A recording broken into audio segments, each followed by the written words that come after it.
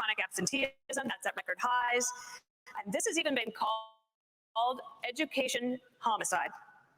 You say school choice is the answer, but South Carolina, your home state, still has not enacted universal school choice, and even the current expansion won't be fully implemented until 2027. Parents can't wait 4 years for a fix. So what would you do right now? Well, and school choice isn't the only answer, but I'll tell you it's not out of a lack of trying that we didn't try and get school choice in South Carolina. What I'll tell you, first of all, is we have to acknowledge the fact that 67% of our 8th graders are not proficient in reading or math. Over 80% of our 8th graders aren't proficient in history or civics.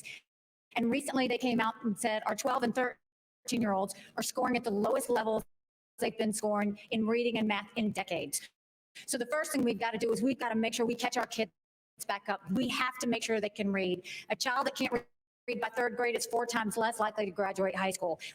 We need to do reading remediation. We need complete transparency in the classroom. No parent should ever wonder what's being said or taught to their child in the classroom. We need to make sure that we have school choice so that there's competition. We need to move all the programs from the federal government down to the states and let states decide what education looks like in their states.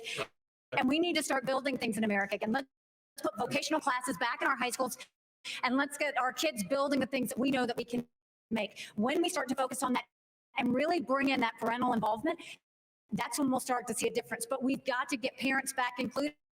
We've got to quit spending time on this DEI and CRT and instead focus on financial literacy, on digital literacy, and on making sure that our kids know what they need to do to have the jobs of the next generation. On the